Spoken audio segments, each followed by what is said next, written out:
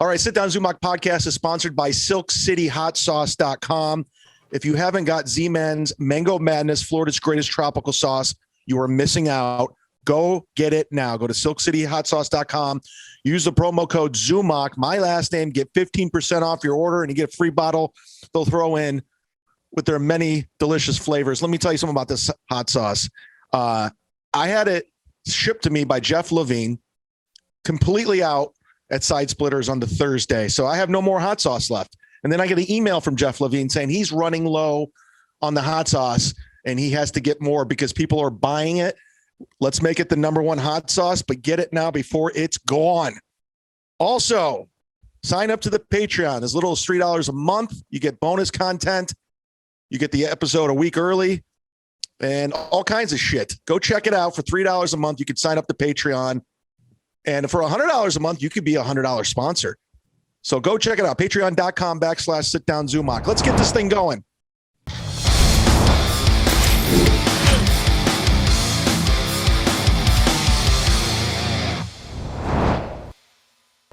All right. SDZ in the house. It's me, Florida's greatest, Florida's most wanted, the has-been baller, the Lawson's chip dip consumer, coming live and direct from Tampa, Florida, the home of champions, even though I'm a Browns fan through and through. Good to be here. Ladies and gentlemen, I'm excited. If you're watching this right now, you should be excited because we're taking Sit Down Zumach in a whole nother direction. And before we intro my co-host / producer, my guy who got, okay, here's the backstory. When I started this podcast, I believe it was in June of 2013. I had just got fired from the radio and I was like, okay, I guess I got to do a podcast now. And I don't know how it got together, but I started it with this guy, Tyler. Tell everybody who you are. Yeah, man. No, I remember. I don't remember the exact date, but it's Googleable. That's it's there. No, it was my sister reached out to me and said, hey, do you know who Chad is? He just got fired from WMMS, blah, blah, blah. And I was like, oh, fuck, for what? And she goes, well, he's trying to do a podcast and you can probably do something like that. And I think you had given out your email. I don't know if it was on Facebook or Twitter or what, but I reached out and it was really that simple. Like you're not hard to get, Chad. But go ahead. You were working for the Frijon Media. Yeah. So at the time, I was at a different company. It was called Pinpoint at the time. I don't know what their name is now. We were doing TV shows out of Cleveland, and a couple of us were just kind of tired, and we left. I don't feel bad talking about it now, but we left, started our own thing, and had been doing that for a while. So it was kind of like just a good opportunity of like, hey, this local big Cleveland guy is looking to do his own podcast. Big. I'm talking big people. Huge. I'm talking Big Chuck and Little John. Big. But it was like, well, why not reach out and try and do it? And we did that. I don't even know how many episodes we had done together, but we did a lot. The big work was on your HD part. video. Yeah, we did the HD video, which no one really was doing at the time. So we're kind of ahead of the time. Right. Because at that point we had talked a few times. I think we actually met at what's the restaurant up there in Lakewood? We met there. You complained about your sauce. I don't remember the name of it anymore. Yeah, probably. I was bitching about Silk City hot sauce in 2013. Winking Lizard. Is that the? Yeah, that's it. Yeah. So we had met up there and talked about just the podcast and ideas, and really the only person at that time that had like the podcast going on the video side as well was Joe Rogan. And so it was like, well, why don't we just do that as well? And then you said, well, we can do that. And we can also do that at bars. So that was like, oh, whoa. That was the idea. That's right. We were going to, I was thinking, we can make some revenue. And we started at the Map Room. Yeah. Downtown Cleveland. Yeah. But at the Map Room, I remember he had a couple big names. And then we went over to, what's the place across the street from Quicken Loans. Harry Buffalo. We went there. Yeah, we did a few there, and there's a couple that we did there that were a little suspect, only because you guys were just doing whatever you do, and they were seating kids upstairs where you were doing the podcast. Like, some of these kids had to listen to I don't even remember who the guest was, but you guys are talking about not you guys. That's not fair. The guest was talking about finger fucking, and I just remember looking back over my shoulder at seeing that sounds like Hot Carl.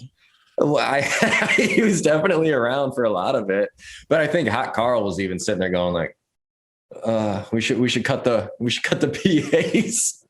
I just remember looking back and seeing like a family of 4, like going back downstairs to go find somewhere else to eat. And I was like, oh, that's fair. That's all right.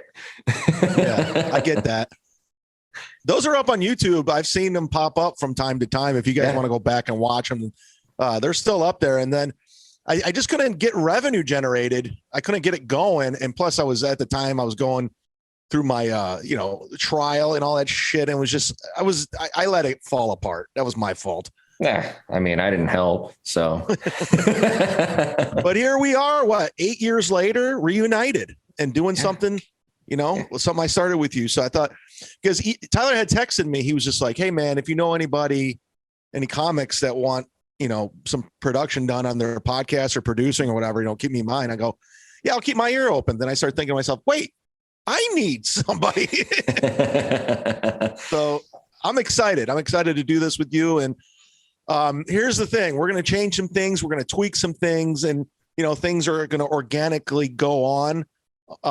So, we're going to feel it out and just go from there. But we're going to do something a little bit different. Like, this podcast has been guest driven, and we're not going to stop having guests, but I don't want to be relying on guests because honestly, it's a pain in the ass getting them.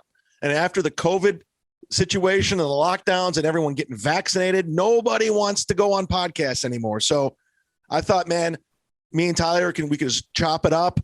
And if we have a guest, cool. If we don't, but we're still going to have Earl Skakel. We'll still have Godfrey. We'll still have Florentine, Kevin Brennan. They're still going to be on. And, we're going to keep doing that.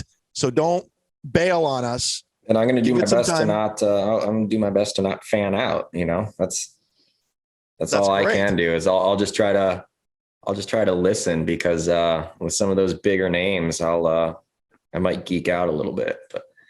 Well, I think it's fun because, it's great is Tyler's not a comic either. So he's coming at it from a completely different perspective. Also, he's a fan of comedians and comedy, and he's he's married with kids. So we have 2 different lives. Yeah. I got bags under my eyes. I think sometimes I'll try and like take a 30-minute nap on the floor just because I didn't get sleep from the night prior. And I'm much older, and I look better. I'm just kidding. It's up for debate, Chad. It's up for debate. We'll put up a poll somewhere and we'll figure it out.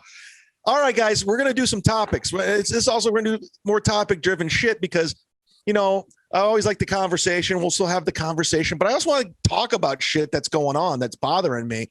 I have hot takes, on Brennan's podcast. It's usually Kevin complaining about another comedian or whatever, and I'm just hanging back, trying not to interrupt. This one, I want to talk some shit. This is what it's all about. And straight out of the gates, I told you yesterday on the phone, this is going to lead into a bunch of other areas, but I ride my bike downtown every day. Every day, I live 3.1 miles from downtown by the bay in Tampa. I live 3.3 miles from Tom Brady. True story. Because I drove past his house. That's like crazy. And just really slow. Just really slow for that one block. Just creeping. It's almost like I told about Tony Mazur was on the podcast the other day. It's like Tom Brady's house is like in a neighborhood like LeBron's was in Akron. It's just like in a real residential neighborhood. So it's very strange. I'm riding my bike and I'm by the bay, like right the same bay. You remember when Tampa had the Super Bowl in the boats and Tom Brady threw the trophy? It was right there. I live right there, and I ride past that every single day. And I see this dude, he has this like, almost like a celery end hair, black African American, and he's wearing Cavs gear. And I'm like, that's not who I think it is. And I ride up real slow, and he's just kind of standing there, and he has a mask on. It's Colin Sexton. And I'm like, what the fuck? Then I'm like, oh, wait, the Raptors play right there. And I didn't realize the Cavs were in town. He was just walking around. And I'm like, dude, I'm from Cleveland. I'm a Cavs fan. I'm wearing my hat right now. He looks at me like in shock, like I got recognized. And he's like, oh, cool, man. Cool. And now we're just both standing there like. Did he not give you any sort of confirmation? Like, you got the right guy, not just a random black guy. Yeah. Because that's what I would do. I would go up like, are you? I'm like, no, asshole. I'm not that person. That's what I would have assumed. But was he like around LeBron's house, or where no, was not he? LeBron. He was just put down by the bay. He was like kind of walking around. Not LeBron, obviously. Tom Brady. Yeah, same people. Right. They look alike. Same guy. Same guy. Yeah. And so it was almost like that scene in Dumb and Dumber when Jim Carrey comes out of he's like, he goes up to that guy and he goes, what was it, like Slurpee or what does he say? I know what you're talking about. I don't know what he says. But. And you're just standing there like, we don't know what to say at this point. He's like, oh, cool. Then I'm like, then I go, you in town to play Toronto like an idiot. And he goes, yeah. Correct. And now we're both standing there staring at each other again. And I was like, man, I go, keep up the good work. And he goes, oh, thank you, man. Thank you. Thank you. Then I'm like, do I even ask for a photo? First of all, he's wearing a mask. So it's kind of stupid. Like, what would you do in that situation? Like I said, I would have just rode right by him. I wouldn't have had the balls to even have asked. Yeah, I would just been like, oh, that's just some guy who is a fan of the Cavs, right? You said he had like a Cavs shirt on or something. Yeah. Yeah, I would have just went right by him. I am so horrible with faces. Obviously for him, you don't need the face, it's just the hair, right? And you're like, oh, I know who that is. But I don't know. I wouldn't even have made it that far to even just be like, Raptors, huh? But if I did, I'd ask him what his opinions are of Kevin Love. Did you see that crap? Oh yeah. I guess yesterday in the game, Kevin Love just threw the ball in bounds. Gave up. It's just like you played, dude. I like Kevin Love, but dude, you played 11 games this season, dude. You know, it's you've barely been in the lineup. It's crazy. I guess today I just saw he apologized, but the fuck does that mean? So you know I haven't watched the NBA in 2 years because I'm protesting about how they just gone woke. I haven't watched it since the whole lockdown and they moved to the bubble. I just didn't watch because even that was a shortened season. And I was like, well, how fair is that anyways? You know, and, oh, what do you know? The Lakers won. You kidding me? Yeah. Oh, by the way, the Jim Carrey quote was bothering me. So someone's going to tweet at me. He comes out and goes, big gulps, huh? All right. No one says anything. There you go. So my thing with the NBA is, listen, and I actually went home that day. I go, you know, I live right there. I should go to the game. And I went online. I saw tickets for $35. I'm like, you know what? Fuck them, man. And they're. I mean, they you know, when they went social justice warrior on me, and I don't even like these guys anymore. I don't like these players. Like, they're not likable. Kyrie's not likable. He used to be, though. He used to be. I mean, I don't know. Maybe I'm biased because as a Cavs fan, when he's in a Cavs jersey, I'm like, I get it. I love you. But he wasn't doing the crazy shit at that point. At least not that I remember. He wasn't saying that the earth is flat. He wasn't, you know, like, what was the other ridiculous thing that he just recently did? I don't remember, but like, the ego is ridiculous now. That's really all it comes down to. Well, the players in general they've this LeBron, I feel, has been the leader and this more than an athlete bullshit. And they think they're like really doing something. I mean, you're amazing at your craft, but I don't want foreign policy from you. I don't want fucking anything from you besides your craft. Right. Well, and that's the whole NBA, right? That's every team, that's every player. They're allowed to to just make a whole thing out of it. And that's the same thing for, I don't think the NFL went as hard with it, but they definitely did with the taking a knee and all that stuff. And then this past year, it went even further with like whatever sort of lineup at the 50-yard line, that sort of thing. And it's just like, I'm here to watch the fucking game, dude. But that's actually where I like UFC, is because they just try to leave it all out. I like UFC. And I also like, I'm not a big gambler, but I like putting money on the underdog all the time just to watch. Right. And that's so fun for the UFC. And it used to be for these other sports, but now it's like, well, I got to sit through all the theatrics before I can get to them even playing. And actually for the NBA, where I died down for me was whenever you start realizing like, oh, so-and-so player's sitting out today because they can. Like, just no one's hurt. They're just sitting out. Yeah. And they're whining that they had to play the season in December. All they do is whine and bitch and complain. And they're, like you said, they just sit out.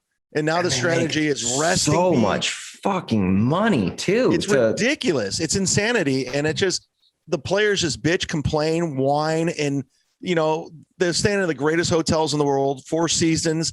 They're fed, they get a per diem, and they're making ridiculous money. And it's just like, I can't connect with you, and you don't connect with me. And I don't want you telling me how I should live my life and what I should believe in. Go fuck yourself. And whoever said, who was the chick, shut up and dribble? Yes. Was that who? Was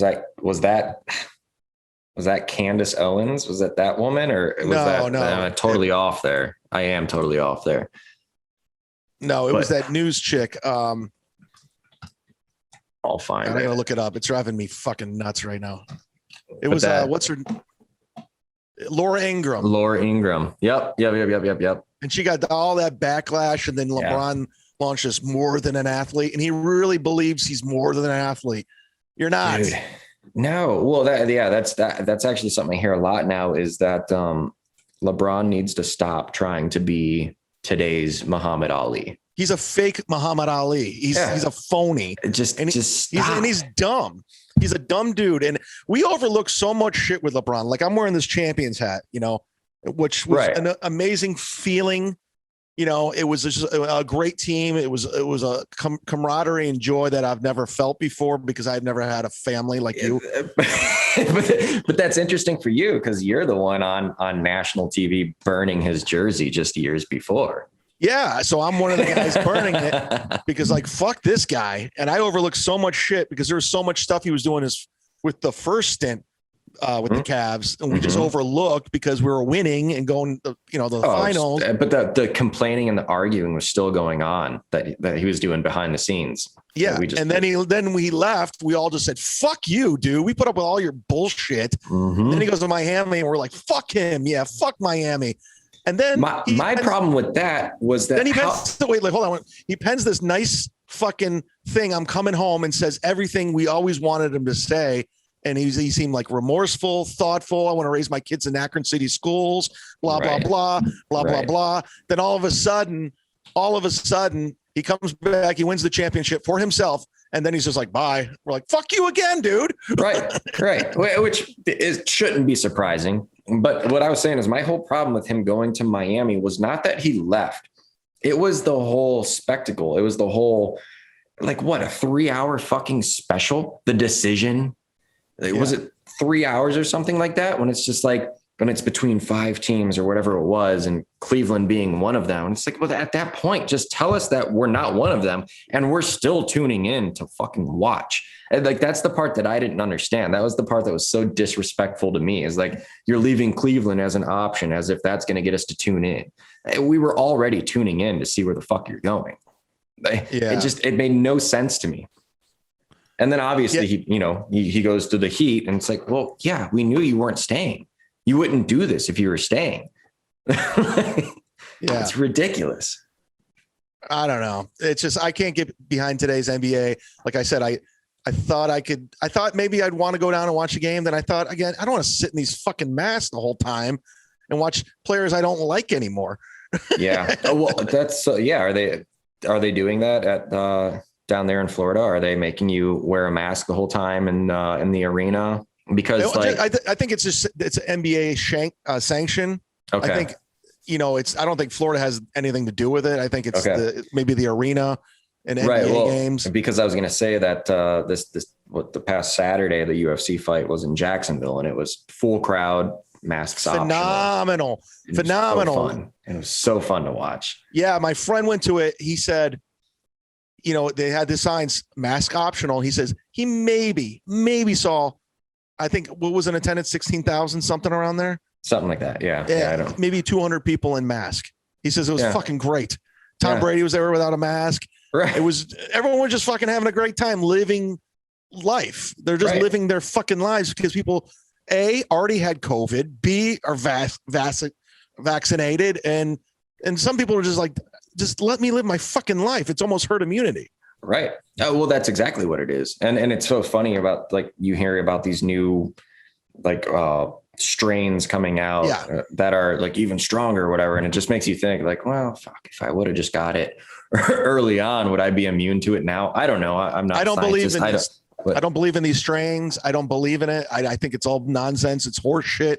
It's a test run for control. I don't want to get tinfoil hat, Tim Dillon conspiracy theory here, but I really do believe they found a way to get some control, and it's a test run for something. Oh yeah. But you absolutely could. You could take a hard left and go down that tinfoil hat thing there and just go to whoa, look, these $1,400 stimulus checks are working real well. What if we got to a point where that's all we relied on? We weren't allowed to work unless you're chosen by the government. Right. And you could just start, especially at the beginning, dude. I bought a fucking greenhouse and started trying to grow my own vegetables because I was I don't know what the fuck's going on right now. I bought a generator. I bought a greenhouse. I was all right, I guess I just need to make the most out of my land here. Yeah. I mean, I don't know. They're acting like the world was on fire. Yeah. I don't know. And how are we going to pay this fucking money back? I mean, oh, you're not.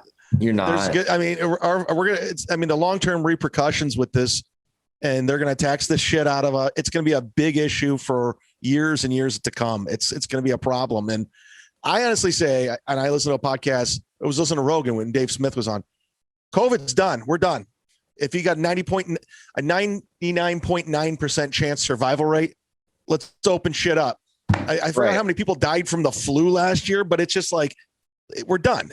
We didn't handle it well. We continue not handling it well. Right. And now we politicized it. And now it's over. It's just done. Open up, take down those fucking plastic windows at the cashier, take off the mask. Let's just go live our normal lives. It's stupid at this point.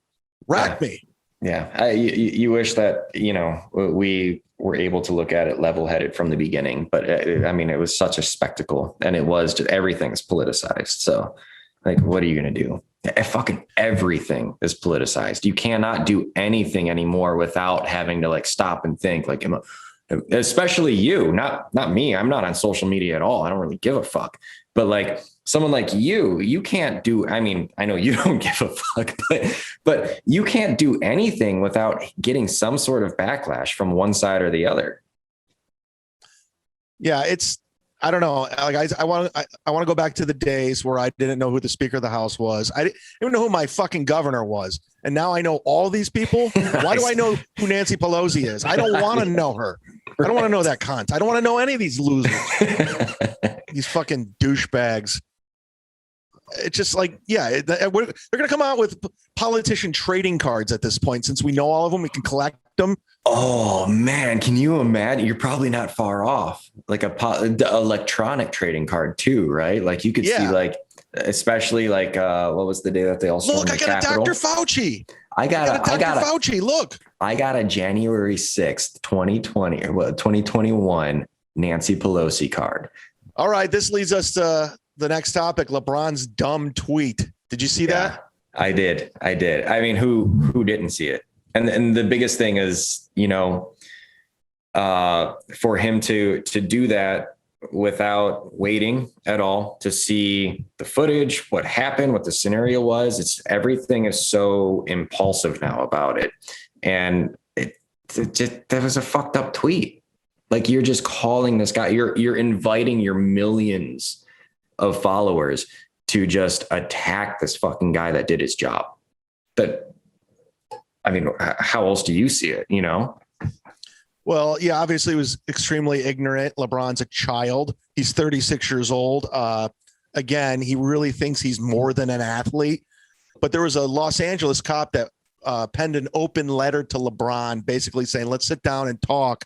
He was, by the way, black cop, African-American. Mm-hmm. Basically, dude, I'm tired of this dude fucking trying to demonize police, trying to make us look like we're the bad guys. And LeBron is just, he has too much power and he's too dumb. He's just a dummy. And he needs to more or less shut the fuck up, like I said, and dribble and quit trying to be this fake Muhammad Ali. Just stop it already. These cops already have a tough time. They're already going through enough shit. That guy made a split-second decision because he saw a woman or a kid of 14 trying to stab another person. He saved black lives. He saved black lives. Let the guy do his job. Like these cops aren't telling LeBron like how he should play basketball. Right. They just, it doesn't, I don't know. It doesn't make sense. Did you see the other cop? It was an Idaho cop that made some sort of video, like pretending to talk to him or whatever on the phone about pretty much what you just said. Like, wait, so it's okay for the black girl to kill the other black girl, but it's not okay to save the person's life. Okay, I gotcha. That's like, that's essentially what it comes down to is like, he did his job from what I can see. So what's the issue other than like, it's just, everything is always on blast now. Yeah. I think LeBron should really like take a second and try to educate himself on the situation. Because if you look at facts, data, and logic, you know who kills the most black people? Black people. And that's coming from a honky. It's a fact. It's a straight up fact. So quit trying to criminal. And by the way, all cops aren't white. There's black cops. There's women black cops. I mean, there's Asian cops. So quit trying to make it a white black thing with the police. The police, there's black cops busting their ass too. I'm just tired of it. I'm tired of that fucking guy. I think people are getting the hint that I'm tired of the NBA. I think you've done a good job delivering that message. All right, let's go to the next topic. Will comedy clubs bounce back? And this is more or less my wheelhouse, but I know you follow a lot of comics. You listen to comics. Yeah. So I listen a lot, and you know, the biggest one here in Cincinnati area is obviously the Funny Bone, Liberty Funny Bone. There used to be Go Bananas, but honestly, I couldn't tell you if they're still open or not now. Do you know? I'm going to find out in 2 seconds. Yeah. I mean, so will they bounce back? I mean, I think you have the ones obviously in Austin's going to be fine. And I think Florida will bounce back. But then aside from that, I don't know, like New York's not going to be the same for a long time. California is not going to be the same for a long time. And then I don't know. Do you think that you guys are going to end up going like, oh, you know, these big conservative states are the ones that are where we can play now, you know? Like, well, it's weird in Florida too, because I was just at Side Splitters, which is full capacity. But you go over to Boca on the east side of Florida and it's 50% still. So it's kind of weird. I think it's more of I don't know what the rules are or who's doing what, but I mean, I know a couple of these smaller clubs have closed for good. And, you know, it just, I don't know. I mean, it just depends on where you are, but you're right about what state you live in. You know, I live in a red state. Texas is a red state. And, you know, again, it's being politicized and all that, but I just want to know if people are still going to want to come out. I mean, the Side Splitters in Tampa here is my home club. I mean, it's been fucking amazing. I mean, they don't even know what COVID means. They don't give a fuck. I mean, not the club itself, but the people that come to the club. Right. And it's refreshing. It's a sense of normalcy, but it's just, I got a line of shows this weekend. You know, I'm going to be in Greensboro, South Carolina, the Comedy Zone, and I'm going to be up in Destin, Florida. And I'm excited to see what happens. I don't know. I really don't, because I haven't done a lot of road work and I haven't been out there. So who knows? When was the last time that you were on the road? I mean, Like legit. I did a lot of shows with Chad Prather. I did a couple places with him, but there were a lot of them were Florida gigs. And I filmed my dry bar special in Utah probably about a month ago. And that was like my biggest, that was the first time I like on a plane going west. And I don't know how long, probably since I moved out of LA. But and it's just like, I don't know how it's going to be with touring and all that. And I don't even, that's why I'm like really going to double down on this podcast, because I kind of don't even want to go out. I'd rather just play Florida. Really? Yeah. Maybe go over to Texas and do some shows, but I don't want to fly to Denver, and it's going to be annoying. I mean, it'll come back. I think it'll all come back. I just don't know, if you asked me how many years, before it's like back to what it was. I have no clue. Yeah. What's so weird is Kobe Bryant died right before all this happened. It's like he almost knew how to get the fuck out. He's like, fuck this. Yeah, he did. You don't like the whole what's it called? Where they pull in the parking lot shows. I would never do one. I never was going to do a parking lot, and I would not do a Zoom show. A Zoom one is yeah. They try to get me to do one. I'm like, no, it's not comedy. I mean, I understand your hustle. I understand you trying to figure something out, but I'm over it. It's not a comedy show. Like I'm not going to run by my bits and fucking just have people staring at me on the other end. Like, all right. Yeah. Right. Yeah. I guess there's no way to actually work out anything you're working on, right? Through Zoom or through someone sitting in their car, I guess. Yeah. It's just not stand-up comedy. It's not the art form. It's not what it was intended to do. I mean, when you go to a show, the performer and the audience, we're working together. Like it's almost a ballet, and you can't have that over Zoom. I mean, I know there's some LA comics that are doing it. I know like Steve Hofstetter and Ben Glebe have launched this whole Zoom over comedy club, and Godfrey has done it and made a lot of money, but I'm not interested. I'm out. Fair enough. But you don't need it. You're doing well in Florida. Yeah. I got the gigs down here. I want to interact. I want to shake hands. I want to spit on people. It's, spit on them. Right. Spit on them. But, but that reminds me, like, again, yeah, if you're, I don't know when this will be done. You know what? I might have already been there. I don't know when we'll have this done, but I can plug this gig if you're in Florida, because after this gig, I'm going to take about a month off and focus on the podcast, because I'm a one-man operation here. Well, Tyler's on board now, but I really want to make it good. I really want to hone in on it. But Wednesday, May 5th, I will be at Off the Hook Comedy Club headlining Naples, Florida. First time headlining the club. Come on out for that. That's my last gig for a long time. And I'm going to really focus in on this, try to make it good. And, we're going to build it together and see where it goes. It could go down to shitter. It could fall apart like it did in Cleveland. Well, that's a great way to go on to your next topic here, which is Cleveland news, which was interesting to me because I don't know what you have as far as Cleveland news goes. Well, I figured, how long have you been? How long you been down in Cincinnati? When did you move out of Cleveland? I've been in Cincinnati since 2015. I want to say 2015. So you moved shortly after the podcast. You moved. I didn't realize it was that soon. Yeah, it was pretty quick. Well, I don't know, because I think it was 2013. I got a DUI at 13 or 4. No, 2014 maybe. Oh, so it was after mine. My DUI. I didn't get a DUI, by the way. I got reckless operation. I pled down. Sure. Mine was a super DUI. So. Oh, okay. So you earned it. I earned the DUI. I earned it. I made my car go faster than people believed it went. And so after that, I moved. I moved down. I moved away from people that are going to get me into trouble. But it's funny because I had to drive back up to get my license. I had to get it back up there for I don't know. But 2015, I believe, is when I came down here. So then till now, I've just been hanging out down here. So I've gone back up a few times throughout the years, but not for extended periods of time. So, anytime I go up for a Browns game.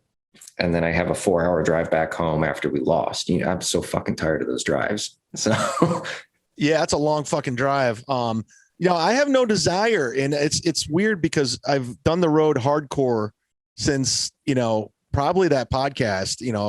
I really threw myself into the road.